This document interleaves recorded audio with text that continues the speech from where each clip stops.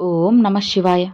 ఈరోజు పరమశివుని సందేశం ఏంటి అంటే, భక్తా, ఈ క్షణమే ఆలస్యం చేయకుండా నా నందిని తాకు.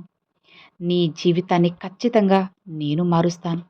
మునుపెన్నడు చూడని అదృష్టాన్ని, అద్భుతాన్ని నీ జీవితంలో జరిపిస్తాను. నమ్మి వెంటనే నీ శివయ్య మాటలు విను. ఇప్పుడు నీ మనసులో ఎవ్వరికీ చెప్పుకోలేని బాధలో నువ్వు ఇరుక్కొని ఉన్నావు కదా!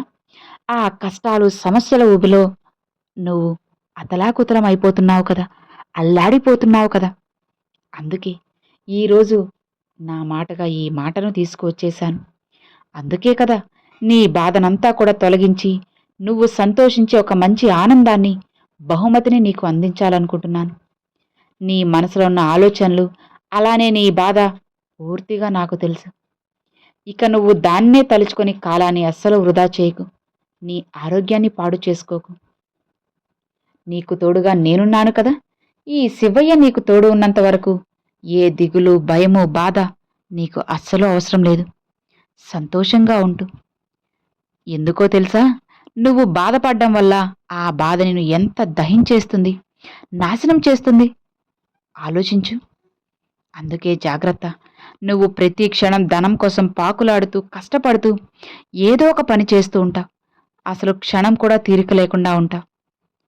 కానీ అంతలా కష్టపడుతున్నా కూడా ఈ శివయ్య బిడ్డవైన నీకు నీ చేతిలో రూపాయి కూడా మిగలడం లేదనే కదా నీ బాధ, దిగులంతా కూడా.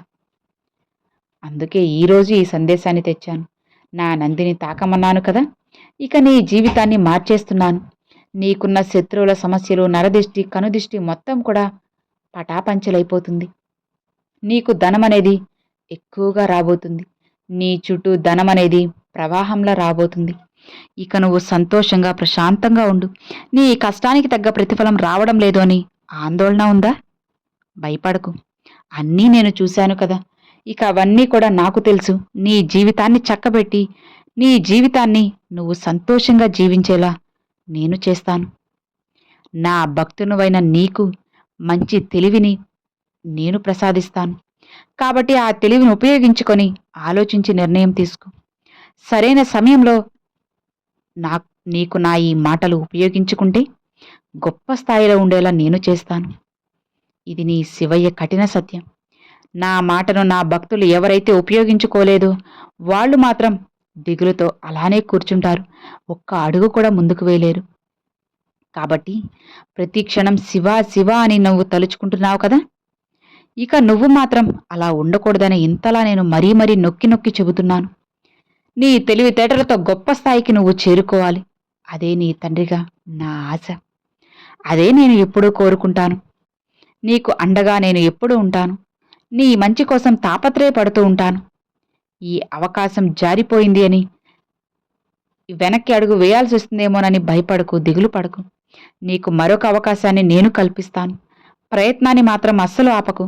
ప్రయత్నిస్తూనే ఉండు. తప్పకుండా నువ్వు నీ జీవితంలో గెలుస్తావు. గెలిచే తీరుతావు.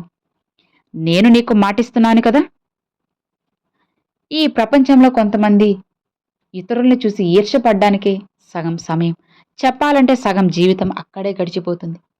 అలాంటి జీవితం, దౌర్భాగ్యం, దుస్థితి నా భక్తునివైన నీకు అస్సలికి అవసరం లేదు. ఇలా చూడు నా భక్త, ఏం జరిగినా సరే శివయ్య అనుగ్రహం అని చెప్పి ధైర్యంగా ముందుకు వెళ్ళు. నాకు అది లేదు, ఇది లేదు, అక్కడ వాళ్ళు డబ్బు సంపాదిస్తున్నారు, నేను సంపాదించలేకపోతున్నాను. ఇవన్నీ నీకు అవసరం లేదు.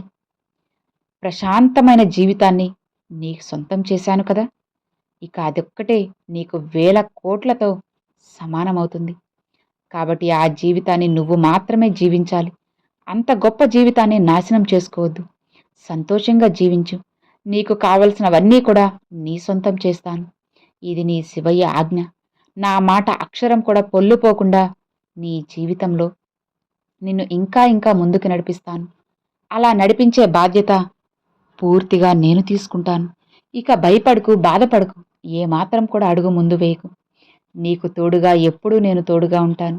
నేను శ్మశానానికే కాపలా అని అనుకుంటే అది నీ అపోహ మాత్రమే. శివా అని పిలిచిన ప్రతి భక్తునికి కూడా నేను కాపలాగా, రక్షణ కవచంలా ఎప్పుడూ మీ వెంటే, మీ తోడే ఉంటాను.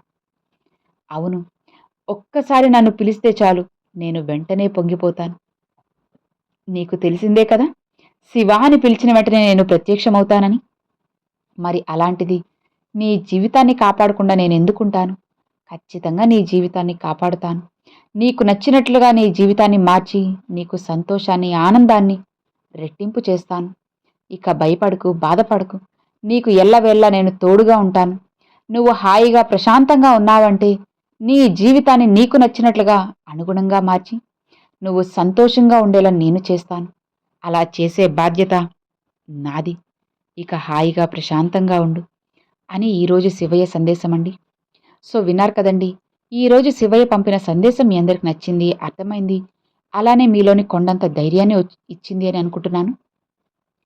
ఈ సందేశం నచ్చితే ఒక చిన్న లైక్ చేయండి. మరికొంతమంది మీ ఫ్రెండ్స్ అండ్ ఫ్యామిలీస్కి షేర్ చేయండి. ఫస్ట్గా మన ఛానల్ చూసేవాళ్ళు సబ్స్క్రైబ్ చేసి సపోర్ట్ చేయండి ఫ్రెండ్స్. Thanks for watching. ఓం నమ శివాయ. శివాయ నమః.